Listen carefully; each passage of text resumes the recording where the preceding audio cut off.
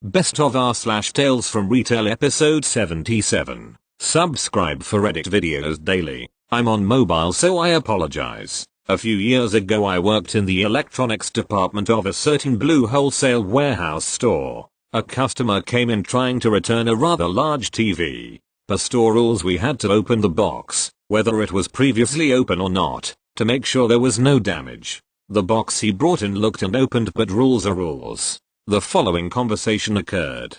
Customer: nah man, you don't have to open that. Me: sorry sir, store rules. Go to make sure there's no damage. I opened the box and instead of a TV, there was about 15 bricks in the box. Me: where's the TV? Customer: it's in there. There was a long silent pause. He then asked, so can I get my refund or not? I responded, look, either produce the TV out of thin air or leave the store. He had some choice words for me and then left. Honestly, one of the funniest things I've ever been a part of.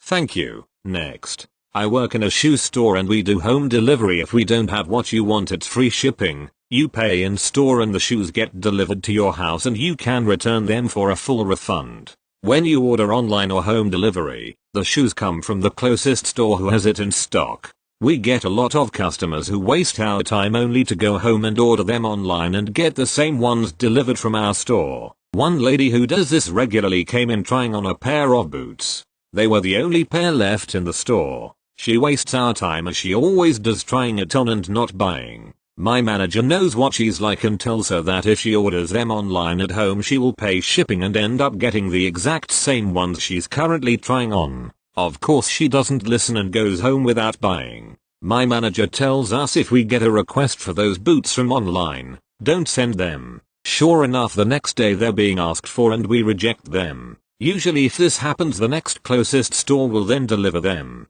The next day we get another request for them and reject them again. We actually end up selling the boots to another customer in store. About a week later, the same woman from before comes in complaining that she tried to order the boots online and they kept getting rejected, so she wants to buy the ones in store. We tell her they've already been sold. She huffs and asks us to check online for her. Turns out we had the only pair left in the entire country. This was so satisfying to all of us because every single worker there has had their time wasted by her at some point. She went on about how disappointed she was and how she should have just bought them when she was in first, and my manager laughed and said, yes, I warned you. Thank you. Next.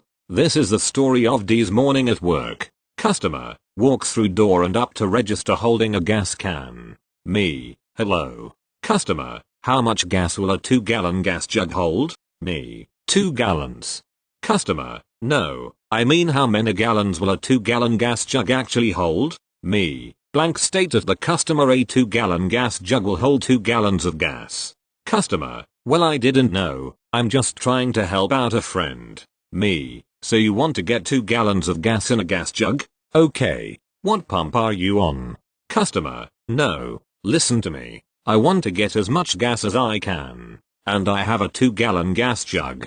I want to put as much gas in it as it'll hold. Me: blank stare at the customer. After a minute of staring at her with nothing else going on, I guess it dawns on her what I said. Customer: oh, ha ha ha, I get it now. A 2-gallon gas jug. 2 gallons. I've really been answering my own question with my question, haven't I? And you just repeated what I was telling you. Me: yes ma'am. What pump would you like for me to put it on for you? Customer: the pump I'm parked on. Me: which pump are you on? Customer: I dunno. It's the one that I parked at. Me: getting really frustrated at this point. Okay. Which vehicle is yours? Customer: the white one. Me: looks outside. All 4 pumps have vehicles on them, and 3 out of the 4 are white. Which white one, ma'am? There are 3 of them out there on pumps that are white. Customer: well, the white one, that is mine. Me: would you mind looking out the door and telling me which white vehicle is yours? Customer: looks out the door. Oh, ha ha ha, I see what you mean. I'm the one all the way on the far end. Me: okay. So you want 2 gallons of gas on pump 4? That'll be $4.34. Customer: $4.34 for 2 gallons of gas? Why so high? Me: gas is $2.17 a gallon. $2. 17x2 is $4.34. This was my very first transaction after taking over the register this afternoon. Edit. As I was apparently unclear, this is the story my RL friend D wrote me about her day yesterday. I wish my life was this interesting and my writing was so polished and humorous. She gave me permission to post it as she doesn't do Reddit beyond the occasional lurking, and I literally copy-pasted her text. She's the amazing patient one. I'm the one who thinks kicking annoying people in the shin is acceptable behavior for an older lady. Thank you. Next. I work at a cosmetics store and we have a lenient return policy. As long as the product is 80% full and you aren't satisfied, you can return it. The girl is in line talking on the phone and I was open and she wasn't paying attention. I asked if she was ready to pay, and she's like on the phone saying, "Oh, are you ready? Not just next customer. I see the attitude is coming out today." I just ignored her and she pulls out a perfume that's 40% full and says she would like to return it. I told her she can't return that because it's almost empty, and she doesn't even have a receipt. I looked up her account and it didn't come up on the purchase history. I asked her when she bought it and she said it was a Christmas gift from her sister and it didn't come up on her sister's purchase history either. She keeps insisting on returning it, so I called my manager over. I explained to my manager the perfume was less than half full and I don't think I can validate the return, and the girl is like, "She is so rude," says the person trying to return a well-used fragrance. My manager told her that I wasn't being rude and that I called her over to let her know she can't make the return. And she said she didn't like it and the policy is that she can bring it back. And my manager was like, "You used a lot of it considering you didn't like it," and she now is insisting she wants to buy another of the full-size fragrance and show her that it comes half full, and my manager said she wouldn't stop her from purchasing another perfume but she will not honor the return. Now at this point she's feeling like she's being treated poorly and saying she wants to call customer service and ship it back and complain about the unfair treatment. She said the other location would take her returns and my manager told her she can go ahead and try it at that store because she won't be responsible for taking the return. I can't stand people who try to pull one over and abuse the return policy that's meant to ensure you're satisfied with the product, not to just use stuff and bring it back when you decide you want your money back. Thank you. Next. I used to work for a major home improvement company associated with the color orange. I was a cashier who also had some knowledge of the paint department. A customer, C, came up to me with a question about paint. The following conversation ensues, condensed and recalled from memory. C, "I have a question about paint. Can you help me?" Me, "Sure, how can I help you?" C, "This paint says it works on grills, so this should work on my outdoor grill, right?" The paint that she gave me was a paint that was designed for a car grill, not high heat outdoor paint. This was also automotive paint as there was a picture of a car on the spray can. Me, "I'm afraid not. This is for the grill of a car." C, "But it says grills on it." Me, "Yes, but this is not for an outdoor grill. It's for an automotive grill."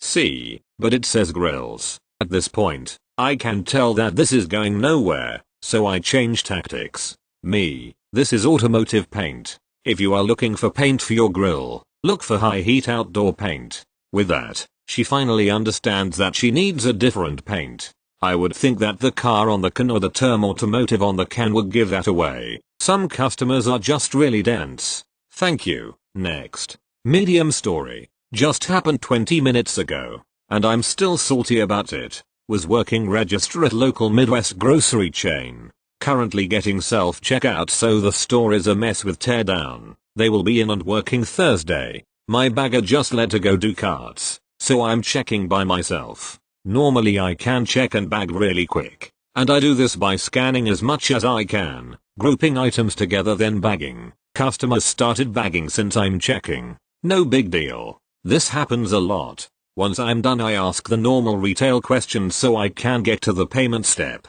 Customer, "You didn't thank me." Emmy, "For what?" Customer, "For doing your job." Emmy, "I am doing my job." Customer, "Not well enough if I have to bag for you." Emmy, "Have a nice day. Thank you." Next. Last month, I started working at a store that caters to rural farmers. In the store, we have everything from feed for livestock to candy and clothing. It truly has a little bit of everything. I'm not rural myself, but I quite dig it. I say this because I see now that we get all types of customers.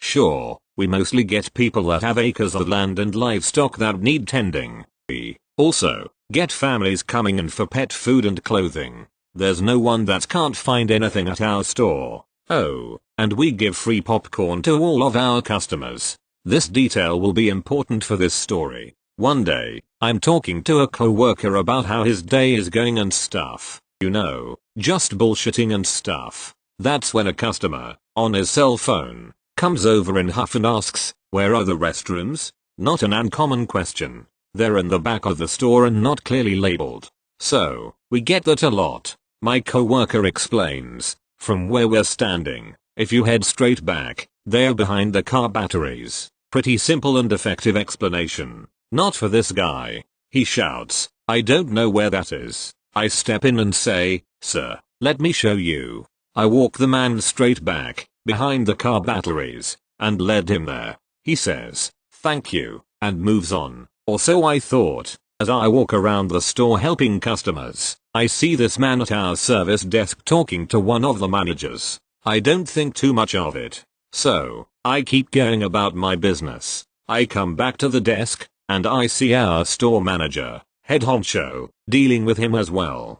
So, immediately, I can see this guy is probably being just as high maintenance with them as he was with us about the restrooms. The store slows down, and I get curious. I meander around the service desk so I can kind of eavesdrop. What I gathered is this: the man was walking around with his bag of free popcorn. He picked up a chemical pond cleaner that uses a blue dye. He got some of the dye on his hands, didn't notice, somehow, and continued to eat the popcorn. Once he noticed the dye on his hands, that's when he promptly began to freak out about anything and everything. Apparently, when we caught him on his way to the bathroom, he was going to the facilities to induce vomiting to excise whatever he thinks he ingested. Then, he went to the front and began to raise hell. He had our managers on the phone with local health officials, our SDS team that handles our chemical incidents, and the manufacturer of the pond cleaner. He had our managers running the gauntlet for him. The man had his phone out taking pictures of everything. The department manager he was working with said to him, "Make sure you get a picture of the bottle and where it says non-toxic." I didn't see his response, but I'm sure he was less than pleased with that remark. The situation escalated even further when he walked away from the service desk with our store manager following him close behind. The man shouted to the entire store. This man threatened me. He made a threat to my well-being. Now, my store manager is a big teddy bear of a guy. Southern gentleman. Doesn't have a malicious bone in his body. So, we could all smell the drama and deceit coming off of this guy. After shouting that my store manager threatened him, the man finds me, looks at me, points at me directly, and says, "Sir, you were there and helped me find the bathroom. Did you see any chemical on my hands?" I shook my head and answered honestly, "Sir, I'll be honest, I wasn't looking or paying attention to your hands. So, I can't say for certain what was on your hands." He went back to his phone call and walked away to another part of the store. That's when we all saw emergency services and EMTs enter the building with equipment to take someone out on a gurney. I couldn't believe it reached this point. The man was being overdramatic and completely irrational. That's when I walked away from the situation. The drama seemed to die down entirely. So, I made my way to another side of the store where we have boots and shoes. One of my coworkers stopped me and said, "Hey, man, if you have a weak stomach, I wouldn't walk over there." I was confused. I asked, "What's over there? Is it puke?" I asked, thinking the guy with the blue dye tried to vomit again. He said, "Nope, it's blood." My coworker walked away before I could pry for further details. As it turns out, while this man was causing a commotion, because he may have consumed a little bit of a non-toxic blue dye, there was another customer on the other side of the store that had a seizure causing him to fall and hit his head on a set of shelves. The man was literally bleeding from his head as a result of the incident. That's why the EMTs and emergency vehicles arrived at our store. Not for some pompous drama that didn't need to happen. All I could think after that is I hope this guy felt like a royal jackass for making all this fuss over some nonsense while another human being that truly needed medical attention was lying in distress not even 50 feet away from him. TL. Dr. Dramatic customer thinking he ingested a harmful chemical. It wasn't. He still caused a scene. Meanwhile, another customer actually had a medical emergency while he was being an idiot.